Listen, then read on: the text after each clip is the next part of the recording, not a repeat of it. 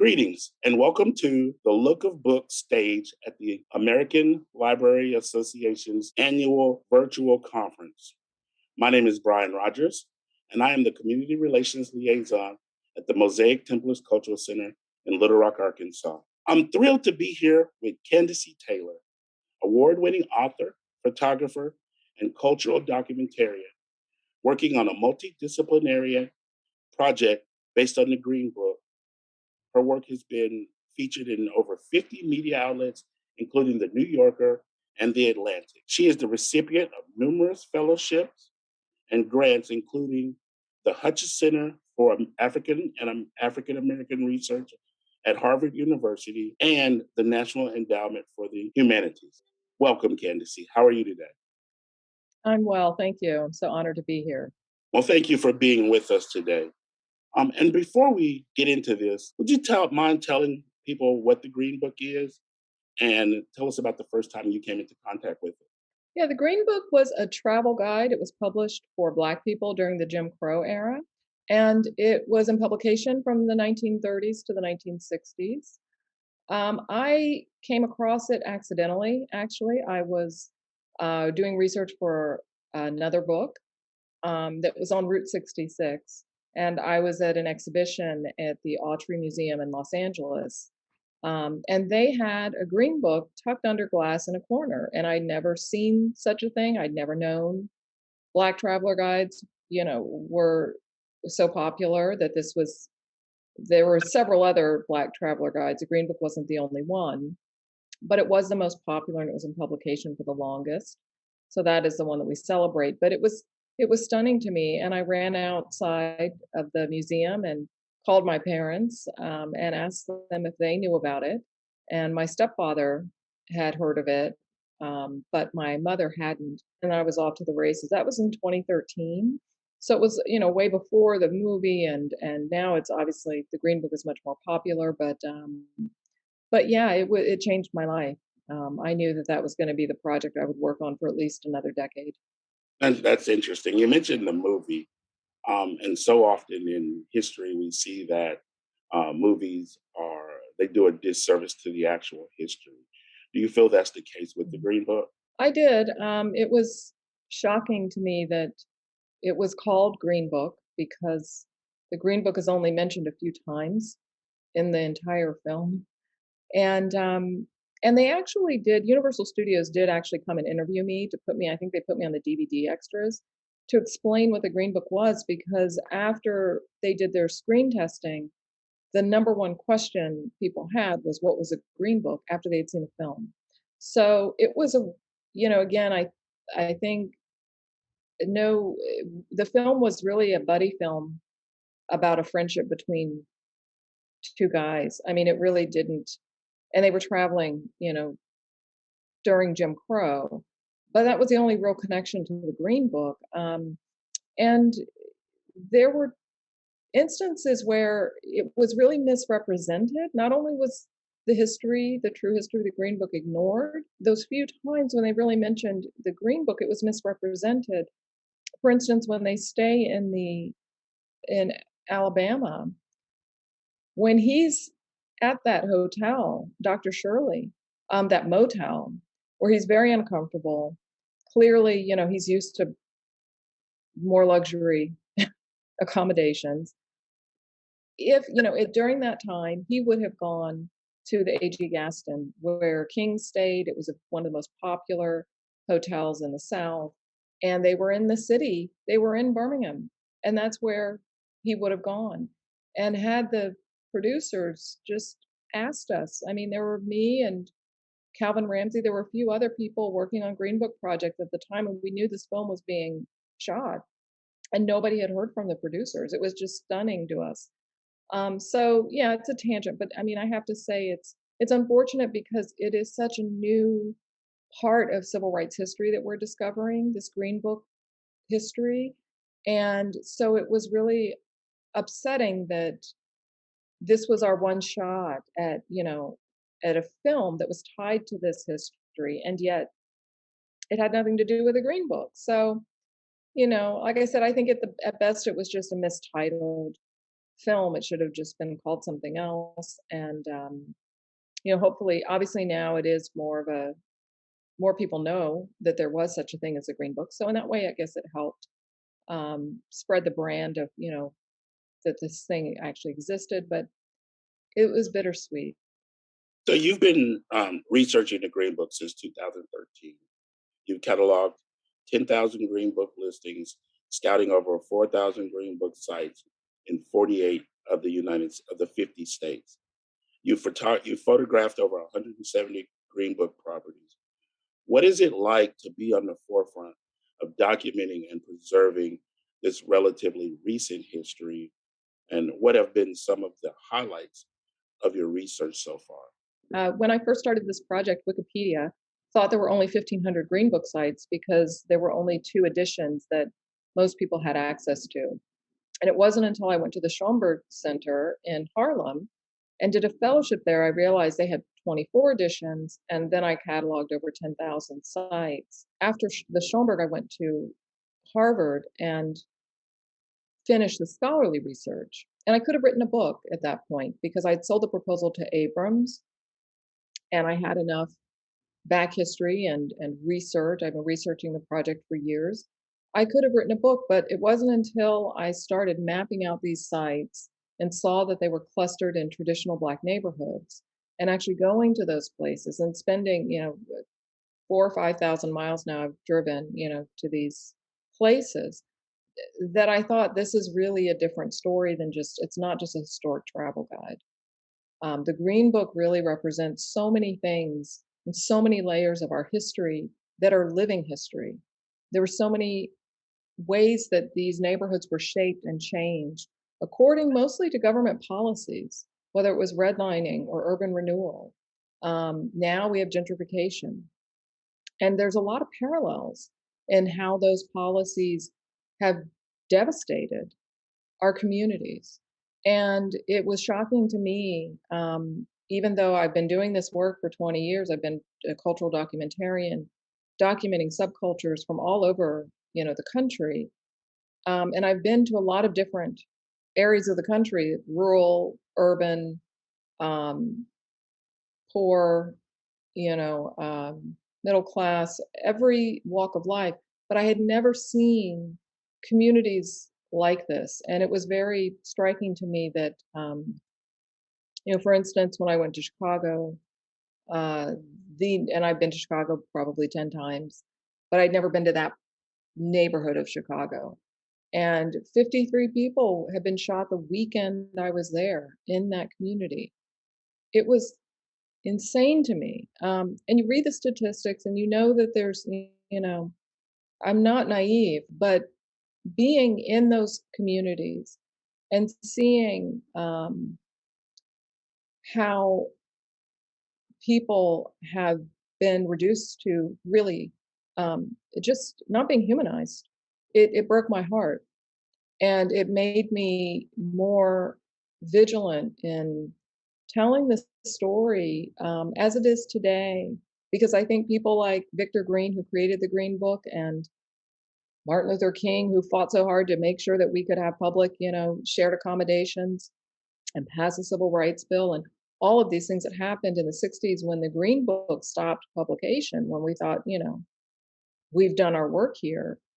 Right now, we're in a really incredibly difficult place, I think, in this country with mass incarceration and other major factors that are still continuing to shape these communities. So that became a narrative thread in the book that originally I had not planned on. I was very happy that I actually did the field research. I'm still doing the field research. I'm leaving on a trip next week. I'll be on the road for 4 months completing this field research.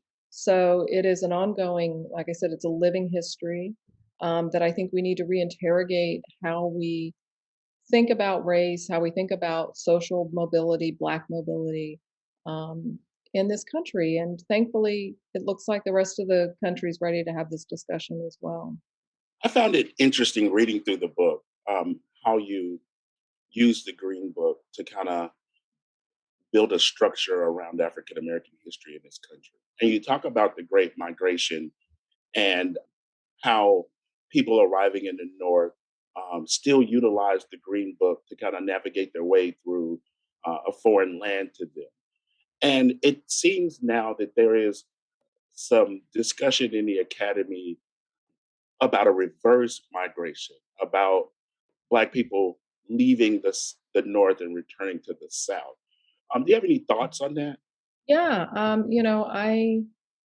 I've been actually Charles Blow has a new book out that I just started reading, that I believe it's The Devil You Know, where he's really utilizing that idea of reverse migration of Black folks, who moved in millions, almost 7 million Black folks left the South. They were fleeing racial terror. I mean, yeah, they were looking for better jobs, but really they were fleeing racial terror.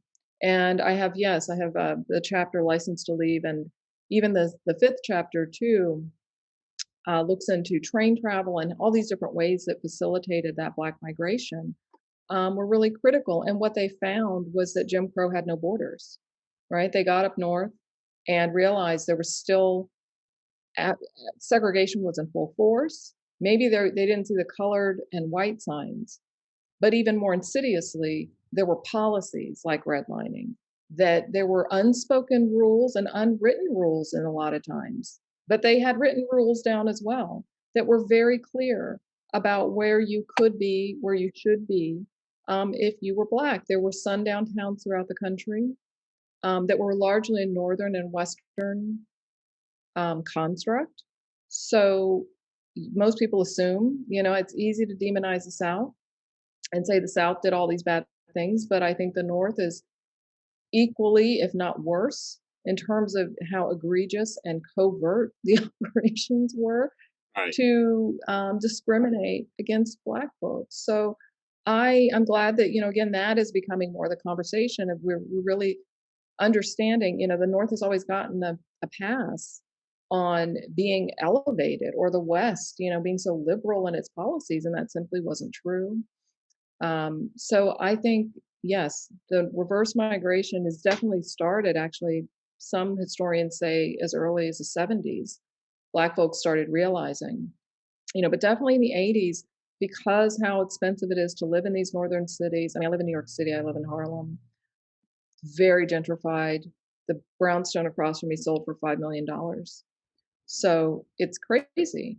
And yeah, who can afford that? And it's mostly white folks in our country, because they still, the economic disparities are real. So you've said that the Green Book was optimistic in design and spirit, almost to a fault. What Mhm. role do you think joy and leisure as resistance and persistence played in the guide's access? I'm I sorry, think it's success. I'm sorry, complicated success. in the guide success. Yes. Yes. Yeah, I think it's complicated because when you think about leisure, right, you have to have extra time, you have to have extra money usually. But I think equally what was important to me to balance the book out, not with just the hardship of being Black, because there's so much more to being Black than being in struggle. There's, and what I found as well with these communities that were, had a plethora of Green Book sites, they were vibrant. There was music, there was culture, there was art, there was fun. What the Green Book showed you were these zones where you could just relax, where you might find the beauty shop and the tailor and the, drugstore that would refill your prescription. These were things that were in the Green Book that were not in traditional travel guides. But it also spoke to how many places Black folks were really shut out of. That's interesting. I think the thing that struck me when I initially saw my first copy of the Green Book, being a product of the 70s through today, looking at, contemporary travel guides, beauty shops are not listed in travel guides. And so when I saw my first copy of the Green Book, I was amazed that beauty shops were listed, and I wondered why. But listening to you now explains it to me that the Green Book was creating a guide to navigate through life in the North for people who were coming from the Jim Crow South, which was a completely different system of racism, yet a system of racism all together anyway. So both both places were racist. It was just a different system. And the Green Book helped these people navigate. I think that's amazing. Reading Exactly. reading the Overground Railroad, it seems that you feel that much of the success and the widespread use of the Green Book was in part due to ESSO gas stations. And I would take a personal point of liberty here and say that I discovered that my great uncle worked for Lewis Exxon in North Little Rock, Arkansas, which started as an ESSO station. And so, talk a little bit about ESSO and their reaching out to the Black community at a time when most gas stations and would not allow Black franchisees. Yes, that's amazing that you have some history, real family history tied to this because it's incredible. That's amazing. And I think that what made ExxonMobil, which ExxonMobil is who Esso was, it's ExxonMobil today, but Esso stations were incredibly important because a lot of Black people could not just go to, for instance, Shell stations. I mean, it was a very, it, you, and if they sold you gas at these other stations, and maybe they wouldn't let you use the facilities. So you never knew, even if they would sell you gas. And but Esso really stood out as the pillar of access for Black folks. And it was even all the interviews I did, it wasn't just the history books. There were people who lived this history and said, yes, our parents, anytime we took a trip, we knew we had to go to the Esso stations. And Esso was run by Rockefeller, by John D. Rockefeller. And we think that it's really because it wasn't even just the gas stations. At every stage of that company, there were Black people in some kind of power. They hired Black chemists. They hired Black folks to not just work at the gas stations, but to actually franchise their own, stations and to there were so many different people at different levels of the company who were Black. And we just thought, my gosh, they hired Black marketing executives. And that's how it was tied to the Green Book because of these two famous marketing executives had connected with Victor Green. And that is why they distributed the Green Book. You could find copies of the Green Book in their gas stations. They were real allies and a real force. And it wasn't just in name only. I mean, they really put money behind and pensions and real, equality for Black folks. And so it was really shocking and surprising and wonderful to know that there was a company that was on the right side of history at that time. And we do think it was connected to Laura Spelman, who was married to John D. Rockefeller. She grew up in Cincinnati, or no, I'm sorry, yeah, Cincinnati, Ohio. On the she her parents had a house on the Underground Railroad, and they were a white family, but they were fierce abolitionists, and they were very serious about Black equality. And we think that Laura was the conscience behind this. And so it's really wonderful, to see how a corporation can really, what kind of impact they can have, what they can do if they want to basically not give handouts, but just give an equal opportunities to Black folks. And it was so successful. And even today, as you know, because of the Mosaic Templars Museum, ExxonMobil is a sponsor for this exhibition with the Smithsonian. So they're still doing the right thing. So we were really, it was great to uncover this history, and I hope it inspires companies today to follow their lead. I want to kind of talk about the book itself now, your book, The Overground Railroad. And it seems that your stepfather, Ron, was an important part of what the book became. And when I was reading it, and Ron reminded me of my grandfather, who was born in the mid 30s and grew up in Jim Crow South. And he would talk about, after some prodding, that whenever they would be able to take a road trip, that they would pack anything that they thought they would need on the road trip. So extra gas, blankets, food. And I just wonder how widespread was that in the Black community travel wise when people were traveling? How often did people do that?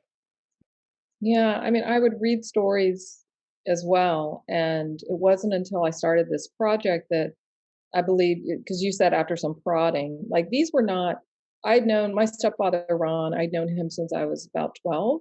So I'd known this man, all of my adult life and most of my life. And I learned more about him and this history in the last few years. He was alive when I was writing this book. And I believe it was because I was so intimate with this material that he started to trust me with more stories. But I kept reading about the chauffeur's hat, which was in the archives, or I'd read stories that there was Black men, especially who had nicer cars, would travel with a chauffeur's hat and sometimes a coat in the back seat because in case they were ever pulled over by the police, they could say, "It's not my car, it's my employer's car." And that would get them out of any kind of hostile treatment. And I asked Ron one day, I was in the kitchen, I was visiting Ohio, I was visiting my parents. And I said, "Is this true? Have you heard about this? Has this ever happened?" And he tells me this story tumbles out of his mouth that it happened to him when he was at the age of 7. And his father was in the front seat of the car driving. They were going on a vacation with his mother, and Ron was in the back seat, and they got pulled over by sheriff. And the sheriff said, "Whose car is this? Who are these people with you? Where are you going?" And Ron's father said, "This is my employer's car." He pretended he didn't know his wife, said she's the maid and that's her son, and I'm driving them home. And Ron was shocked. He didn't know what to do. He was 7. And then the sheriff said, "Where's your hat?" And he said, "Well, it's hanging right in the back, officer." And that hat had been hanging there apparently as long as Ron could remember, but he never knew what it was for until that day. So, the fact that I had this story in my own family and didn't know it until I happened to, start writing this book. And then there were other stories that Ron told me during this critical time of me doing this field research, because I talked to him oftentimes when I was in the car on these long trips. I'd be, on the phone with him.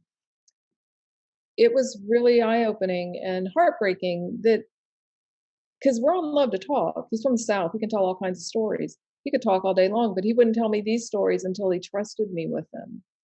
And I felt it was such an honor. So Ron died literally the week I started writing this book. And it was devastating to lose him in this critical time. And all I could do were write down all the stories he told me. And then I realized they were touchstones in almost every chapter of the book. And so that's how he becomes a narrative thread. But it was by accident. Had he not passed, I don't think I would have done, I know I wouldn't have done it this way. So it was kind of a bittersweet blessing to lose him when I did. But I think he is kind of the star of the book. People love to talk about Ron, and he was such a ham and, loved to be that. So he's getting what he wanted, I think, from the beginning anyway. But it's sad that, he's not here to celebrate that. Earlier, you mentioned that a lot of on your travels, you discovered that a lot of the Green Book sites were centralized in Black communities that are now beginning to be gentrified. And you also say, or you estimate that 5% of Green Book listed businesses are still open and operating, and that more than 80% of the buildings are now gone. Do you think that the fact that Black communities or historic Black communities are starting to be gentrified is part of the reason that we're losing some of these locations? Or do you think there's some other phenomenon that's causing us to lose Green Book sites? Because I've looked at the number of Green Book sites in Little Rock, and I would estimate that 95% of them are no longer in existence. Mhm. What do you think? I mean, what do you think the reason is? Yeah, well, there's many reasons. The first one was urban renewal, and that was happening really when the Green Book was still in publication, like right towards the end of its publication, um, where literally they just wiped out 20, 30 businesses at a time with a freeway. And that was the reality. That was a double-edged sword of, the freeway system, um, as well, because in the 50s it worked for us, and then they destroyed our communities in the 60s. And there are places, times when I'm on the field and I think, oh, there should be 20 Green Book sites on the street, and it's just literally been replaced with a freeway.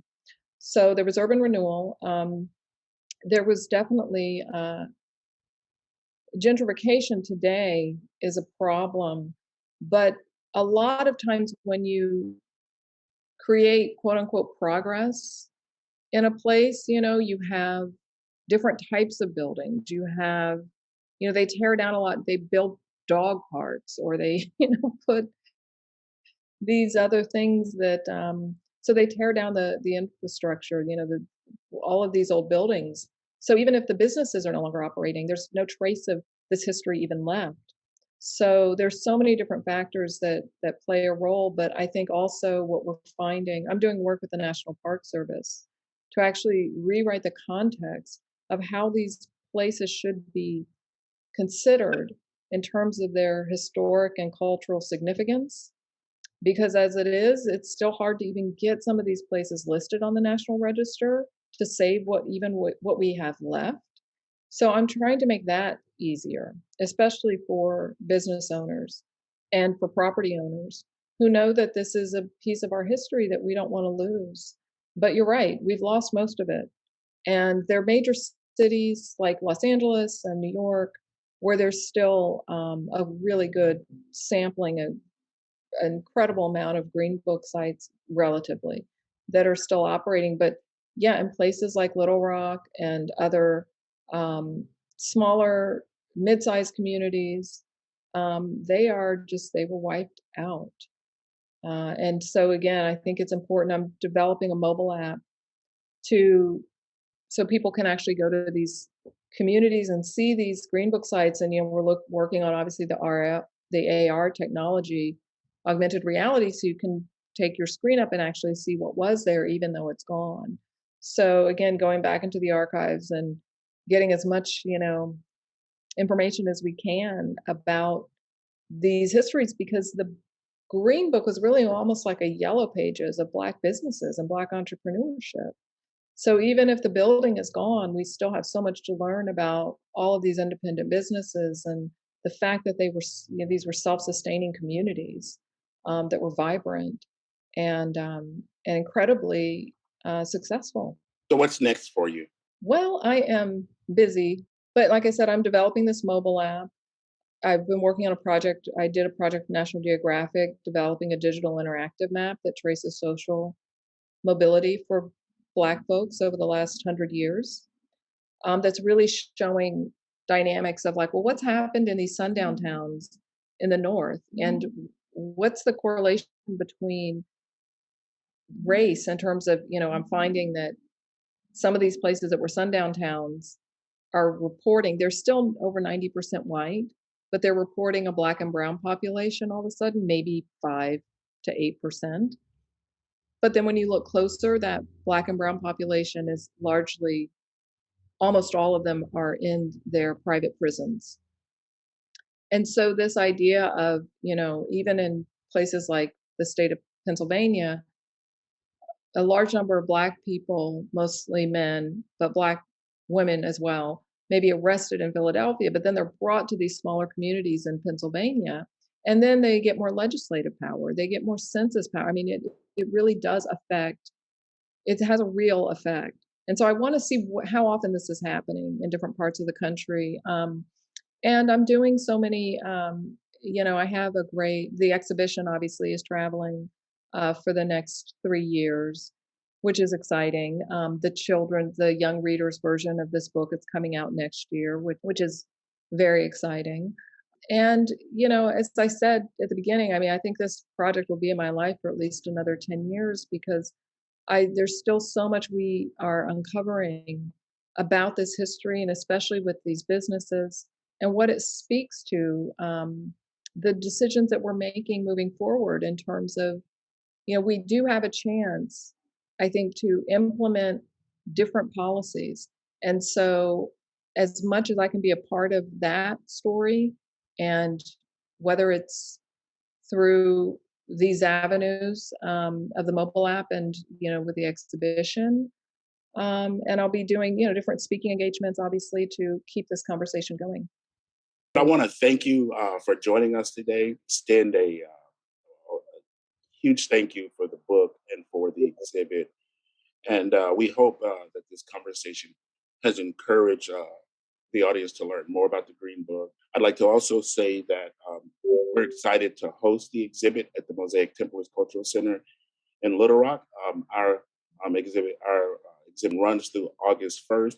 We're really excited, and we can't wait to see you in July and hear more about the Green Book and your travels on exploring the Green Book and Green Book sites across the country. Oh, So again, thank you so much. thank you. This has been lovely, and I can't wait to see you in July as well. And so excited that the exhibition made it to your museum. We're just thrilled.